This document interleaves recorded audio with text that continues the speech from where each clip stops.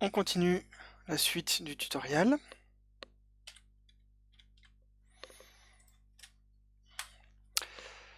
Alors, on en était à partir d'une image de référence de forêt et on a commencé à créer l'arrière-plan en utilisant des formes simples, des formes géométriques simples. J'ai placé deux calques, un calque feuillage et un calque tronc dans un groupe qui s'appelle arrière-plan, dont j'ai baissé l'opacité. Comme ça va prendre la couleur du fond. Donc si je cache le calque référence, le fond, je pourrais tout à fait changer la valeur du vert à l'arrière-plan. Et vu que le groupe arrière-plan a une opacité réduite,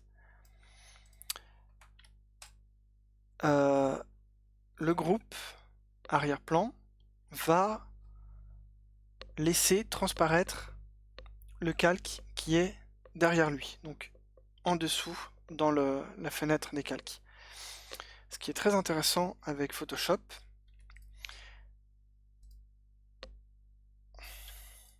voilà, c'est que, par exemple, j'ai caché mon groupe arrière-plan, et si je sélectionne mon calque qui s'appelle fond, je peux lui appliquer un effet. Il y a des tas de types d'effets dans Photoshop, mais il y en a un qui est très utile. Donc j'appuie sur FX, qui veut dire effet visuel, et je peux incruster un dégradé sur mon calque. Donc il y a différents types de dégradés. Et en fait, là, ça m'applique un dégradé avec un violet sombre au-dessus et un espèce de bleu clair en dessous. Ça va récupérer ça garde en mémoire le dernier dégradé que j'avais dû faire sur un autre projet. Donc on peut tout à fait cliquer ici sur un dégradé et repartir vers un paramètre prédéfini. Par exemple, un simple dégradé en noir et blanc. Et le dégradé, on peut choisir son orientation avec l'angle. Je le mets à 90%. Et choisir sa couleur. Donc on va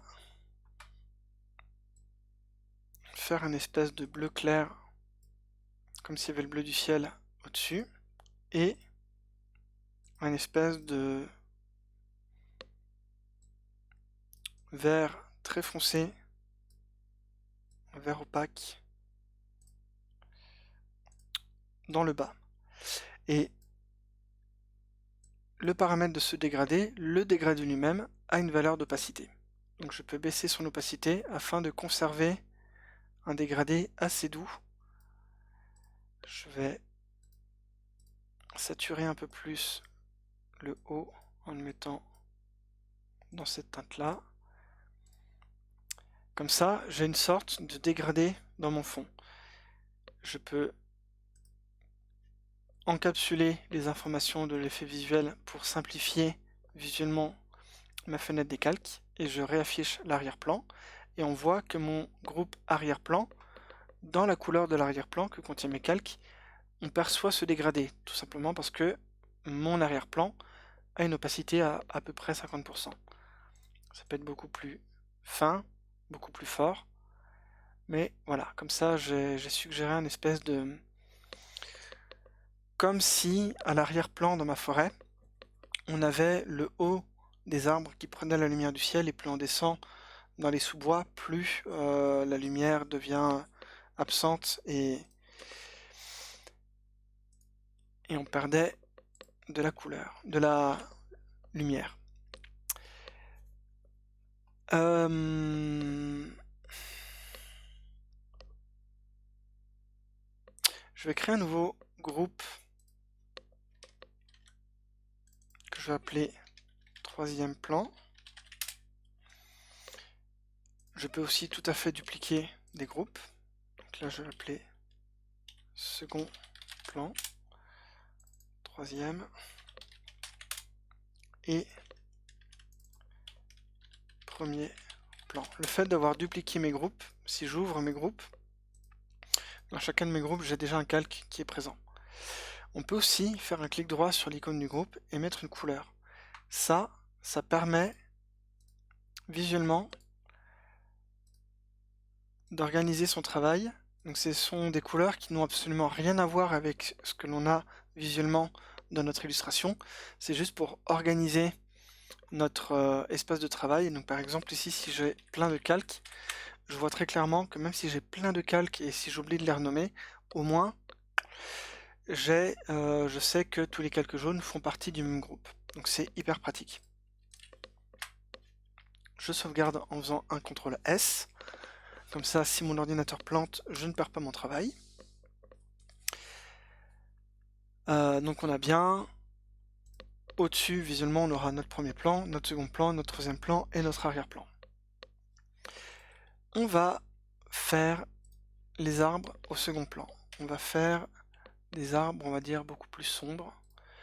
Et on va faire de nouveau des cercles. Donc j'utilise les raccourcis clavier. Donc là j'ai fait Maj M afin de passer en mode outil de sélection cylindrique. Et si je regarde ma photo de référence, je peux prendre différents types de verres, d'autres peut-être un peu plus clairs. Et je vais en faire plusieurs. Ils sont un peu gros, hein. C'est pas grave. C'est bien de faire des gros cercles et de les diminuer plutôt que l'inverse, pour éviter justement les problèmes de pixelisation comme je vous avais expliqué la dernière fois. Tac. On n'a qu'à prendre un verre entre deux. Ok. Et de la même manière, je peux les dupliquer, les scaler.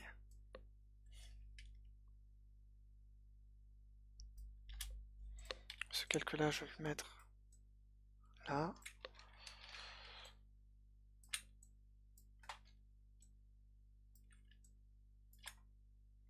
Je peux même faire une transformation en miroir en inversant la largeur à moins 100%.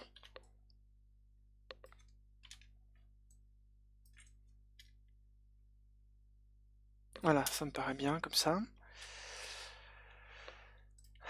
Ces calques-là, je peux les fusionner. Je vais les appeler feuillage. Donc on a deux calques feuillage, mais il y en a un qui fait partie du groupe arrière-plan et un autre troisième plan. Donc on sait que c'est pas les mêmes. Ok, et je recommence avec mes rectangles. Je pipette des couleurs déjà présentes, ou je vais même carrément pipetter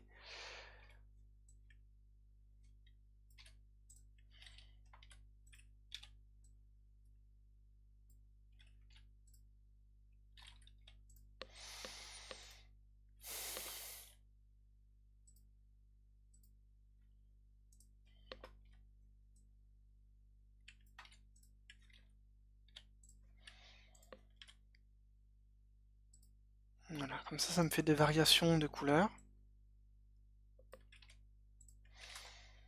Et encore une fois, je peux dupliquer mes troncs d'arbres. Je vais en mettre moins cette fois-ci.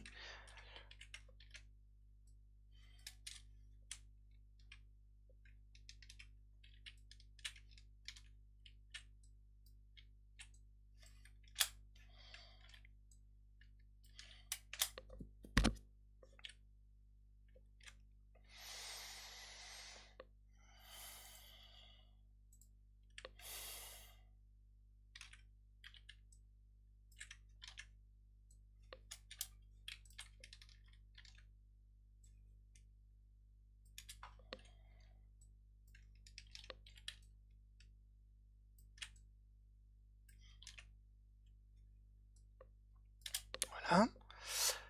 Et encore une fois, je fusionne mes calques, je l'appelle tronc. Cette fois-ci, ce calque-là, ce groupe-là, plutôt que de baisser son opacité, et donc on va avoir des arbres un peu transparents, on va lui appliquer un nouvel effet. Et cette fois-ci, ça va être une incrustation en couleur. Va-t'en. Je sélectionne mon groupe. On peut appliquer des effets sur des groupes. Incrustation en couleur. Je choisis, je sais pas, cette couleur-là par exemple. Non. un espèce de vert un peu désaturé. Et je vais baisser l'opacité de mon effet. Oh, génial! Non? Si, Photoshop a planté. D'où l'intérêt de sauvegarder son travail. Donc ça, c'est super. Bon, ben voilà.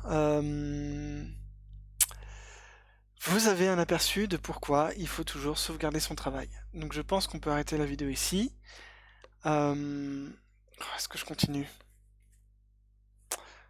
Alors ça, c'est drôle. Hein. Ah, Photoshop, il aime pas trop les effets.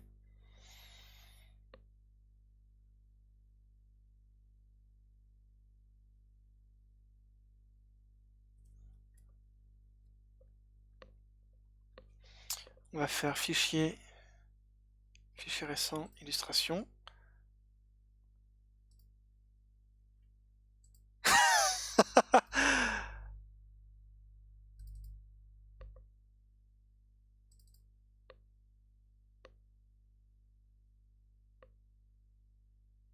Ok. Et ben, je suis super content. Parce que du coup, vous avez vu, j'ai pas perdu grand chose. On a retrouvé directement mon fichier. Et en fait, vu que j'ai naturellement le réflexe de faire des CTRL S et donc de sauvegarder tout le temps, j'ai quasiment rien perdu de ce qu'on a fait. Donc je suis super content. Vous avez un exemple parfait de pourquoi il faut sauvegarder régulièrement. C'est trop cool. Trop marrant quoi.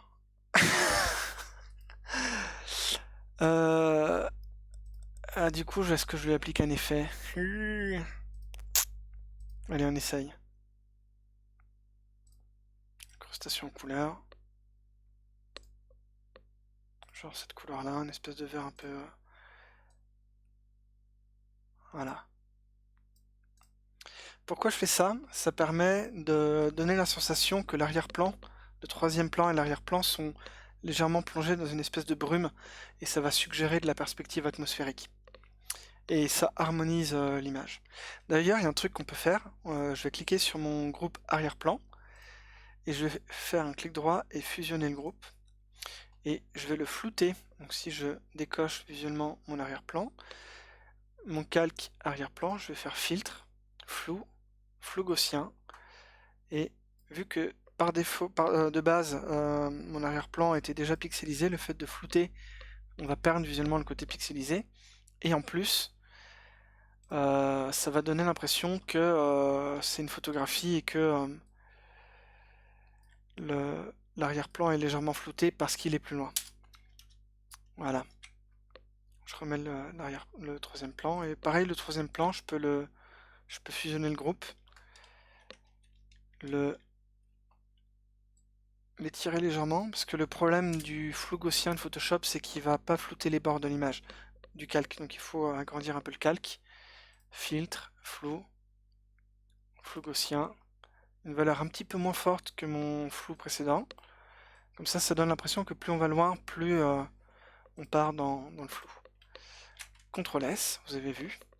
Donc on voit bien que j'ai plus le petit astérix et que j'ai bien mon image qui a été sauvegardée. Je vais juste faire les arbres pour le moment et on fera l'échelle et le personnage juste après. Je sélectionne ce violet là et j'appuie sur X pour changer et je vais sélectionner un autre violet. Voilà, comme ça j'ai deux types de violets. Donc voilà un des grands intérêts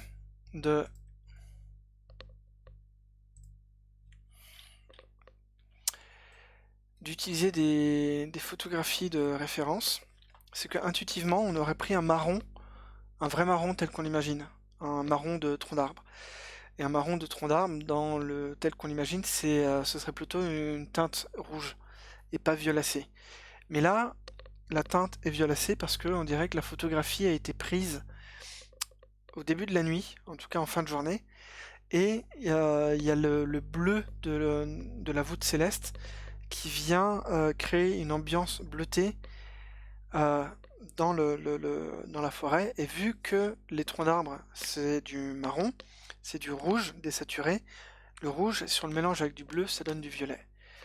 Et on a l'exemple parfait de propriétés physiques qui réagissent entre elles, et en fait visuellement, psychologiquement on voit du rouge, parce qu'on s'imagine que c'est du rouge d'un tronc d'arbre, du rouge d'un marron d'un tronc d'arbre, alors qu'en fait, visuellement, vu qu'il y a du bleu qui vient de la voûte céleste dans l'image, ça donne du violet. Mais psychologiquement on voit du marron. C'est... Quand on commence à s'intéresser à la psychologie des couleurs, c'est hyper intéressant.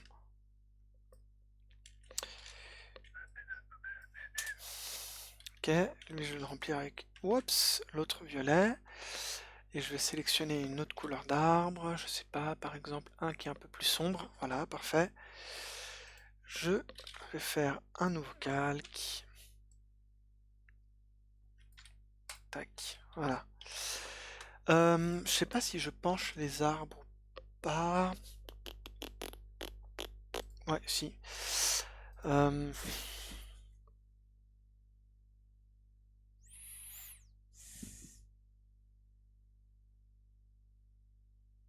Je pense que ça peut être intéressant qu'il y ait certains arbres qui soient légèrement penchés.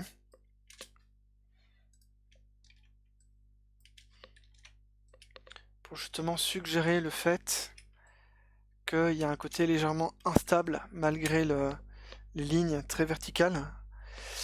Et que...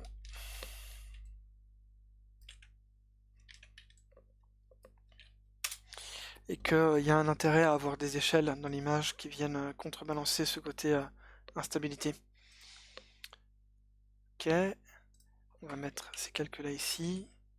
Je vais juste les étirer un petit peu en hauteur pour... Faut que je sélectionne tout. Voilà. Ok. Bon, si on zoome, on voit que ça va pixeliser le bord de mes arbres. Tant pis. Et je vais rajouter un violet assez sombre pour le mettre là.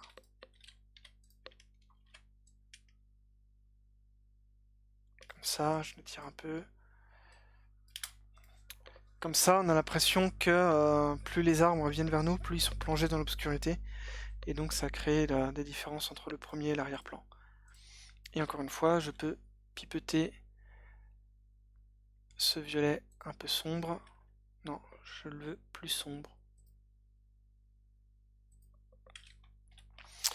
On va se créer un arbre vraiment au premier plan ici.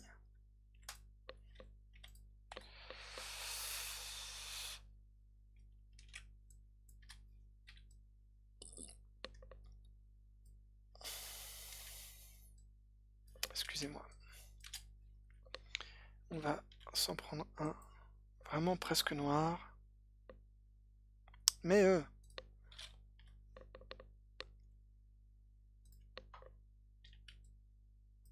allez. Donc là, j'ai déplacé mon arrière-plan. Tac. Mon troisième plan, pardon. Je vais faire un calque vraiment sombre ici.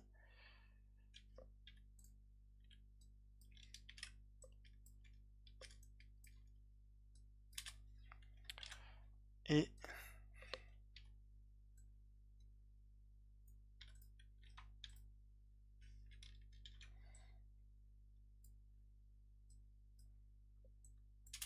comme ça. Ok. Et je vais fusionner mes arbres et je vais les flouter un peu parce qu'ils sont au premier plan. Voilà. Et si on regarde bien, mon flou ici, ouais, non, si ça fonctionne. Ok.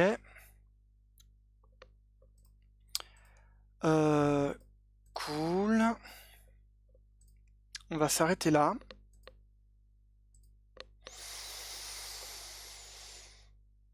Non, il nous manque un truc. Il nous manque des feuillages comme ceci au niveau du sol. Donc, premier plan, on n'en a pas besoin. Troisième plan, on va en mettre donc, ici. Ça, je fusionne. Toc, toc, toc. On va en mettre derrière. Donc, on va prendre des couleurs un peu d'un vert. Comme ça. Je vais voir si je fais cette fois-ci des grands.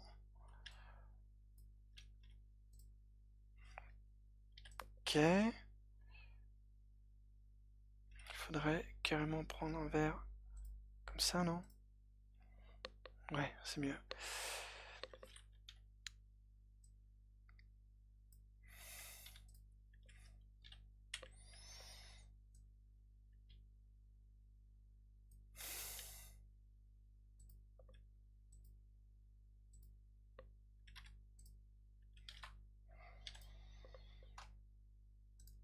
Et un autre.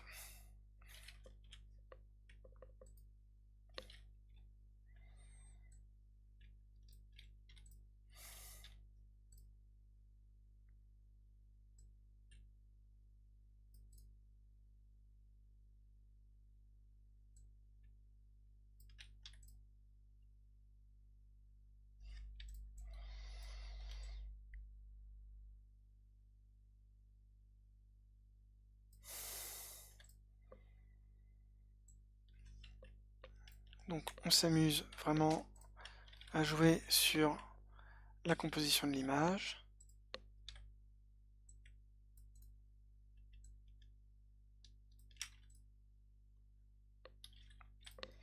Ok.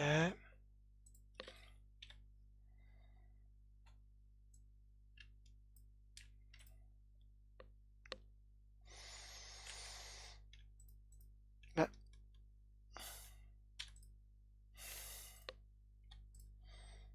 Yes.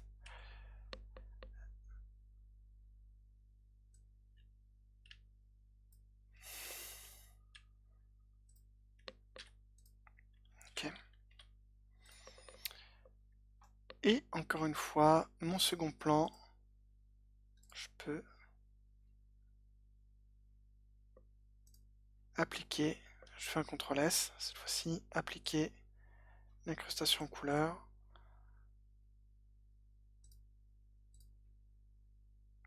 Et je vais prendre une espèce de teinte. Pourquoi pas bleuter cette fois-ci? Je vais essayer de bleuter un peu.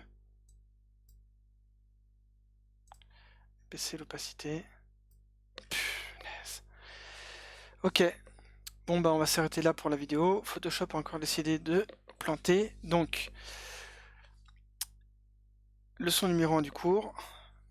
N'appliquez pas d'effet dans Photoshop. Ça marche pas. Merci d'avoir regardé cette vidéo. À la prochaine.